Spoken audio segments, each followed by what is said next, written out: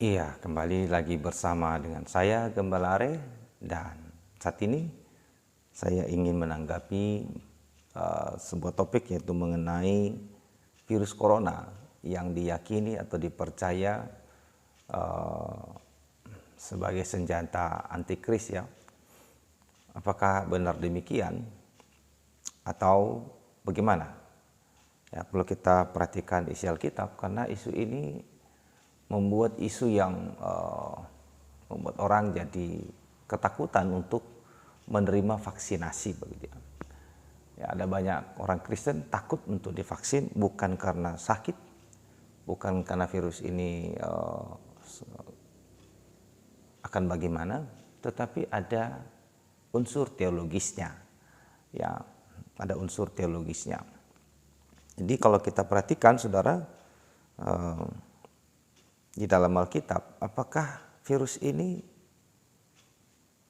seperti dinubuatkan atau bagaimana? Mari kita lihat di dalam Wahyu pasal yang ke-13 ya, ayat 16 hingga ayat 18 ya. Dikatakan demikian, dan ia menyebabkan sehingga kepada semua orang, kecil atau besar, kaya atau miskin, merdeka atau hamba, diberi tanda pada tangan kanannya atau pada dahinya, dan tidak seorang pun yang dapat membeli atau menjual selain daripada mereka yang memakai tanda itu, yaitu nama binatang itu atau bilangan namanya. Yang penting di sini ialah hikmat. Barang siapa yang bijaksana, baiklah ia menghitung bilangan binatang itu, karena bilangan binatang itu adalah bilangan seorang manusia, dan bilangannya ialah 666. Ya. Oke saudara, dalam ayat ini memang dikatakan bahwa tidak ada orang yang bisa membeli dan menjual tanpa sepengetahuan antikris begitu ya. Artinya iblis akan menguasai seluruh lini kehidupan manusia. Ya, iblis akan menguasai yang namanya ekonomi, politik. Tujuannya untuk apa? Tujuannya adalah supaya manusia bisa ditekan, lalu menggabungkan diri dalam sebuah agama dunia. Ya, sehingga akan tercipta nanti namanya one world religion, di mana agama itu akan disatukan oleh antikris, dan dia akan memaksa manusia untuk menyembah dia sebagai Tuhan. Tentu ada orang bersukarela juga menyembah iblis saudara, karena sekarang ada begitu banyak orang yang menyembah setan begitu. Tentu mereka yang menyembah setan akan sangat senang, tetapi target daripada antikris itu adalah orang-orang yang mengaku diri Kristen begitu ya. Orang-orang mengaku diri Kristen dan termasuk orang Yahudi tentunya. Dan perlu Anda ketahui bahwa antikris itu bukanlah pribadi atau kelompok yang maki-maki Yesus Kristus, sama sekali tidak begitu ya.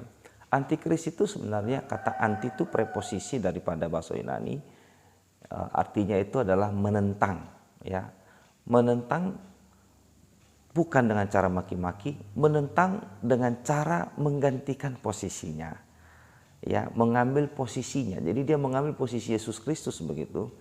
Ya, supaya manusia bertekuk lutut menyembah dia. Semua nanti manusia harus bertekuk lutut menyembah Yesus Kristus. Antikris, yaitu iblis, itu akan menuntut itu. Jadi untuk mencapai cita-cita ini, maka antikris harus menyatukan agama di bawah pimpinannya. Nah, untuk menyatukan agama itu tidak mudah begitu ya. Dia membutuhkan kekuatan yang luar biasa. Ya, jadi untuk bisa menyatukan itu, maka dia harus menyatukan politik. Ya, membentuk sebuah lembaga internasional yang besar yang punya wewenang, dan menyatukan ekonomi. Dia harus menguasai ekonomi. Jadi kalau dia sudah menguasai hajat hidup semua orang banyak, dia memiliki aturannya, dia pegang aturannya, maka tinggalkan jadi begitu. Nah, kembali kepada virus tadi, apakah virus ini adalah chip? Sama sekali tidak. Virus ini adalah cairan saudara. Kita tahu apa itu namanya vaksin ya. Itulah virus yang dilemahkan supaya kita memiliki antibodi begitu ya. Jadi tidak termasuk bagian daripada apa yang dibuatkan dalam Wahyu pasal yang ke-13 ini ya, ayat yang ke-16 hingga ayat yang ke-18. Karena chip itu saudara, itu akan di sebelah kanan ya, di sebelah kanan. Ya, di sebelah kanan diletakkan begitu, atau di dahi saudara. Ya, vaksinasi itu bisa di bokongnya, bisa di lengan di sini, saudara. Ini kan lengan, ya. Dan di sini tangan kita, ya. Supaya untuk apa? Kenapa harus di tangan? Untuk mempermudah orang masuk nanti. Ya, memang nanti suatu waktu ya itu akan digenapi, akan terjadi. Tetapi vaksin daripada virus corona ini sama sekali tidak berhubungan dengan itu. Tetapi ini menjadi langkah awal di mana antikris akan menyatukan semua umat manusia. Caranya bagaimana begitu? Ya, dia berhasil membuat dunia gempar dengan virus ini dan manusia ketakutan begitu. Kalau kita lihat misalnya statistiknya ya, bahwa yang sakit memang betul terinfeksi begitu banyak. Kayak di Indonesia sekarang ini ya, per awal daripada Februari itu sudah 1 jutaan begitu ya, 1 juta ya kita bilang ya. Tetapi yang sembuh itu 800-an ribu. Artinya 80% lebih itu sembuh. Berarti sebenarnya tidak bisa dikatakan satu penyakit yang sangat membahayakan gitu ya. Karena yang sembuh banyak itu tanpa ada vaksin, tanpa ada obat yang spesifik untuk itu.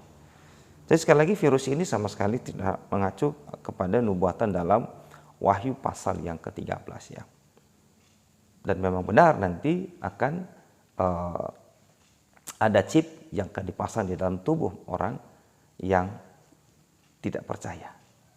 Yaitu yang percaya atau memberikan sebuah pernyataan, pengakuan bahwa antikris itu adalah Tuhan. Ya, jadi saudara-saudara itu dengan baik bahwa kita harus menerima virus ini supaya kita punya kekebalan tubuh. Ya, jadi semoga ini bisa menerangi hati pikiran kita. Tuhan Yesus memberkati. Amin.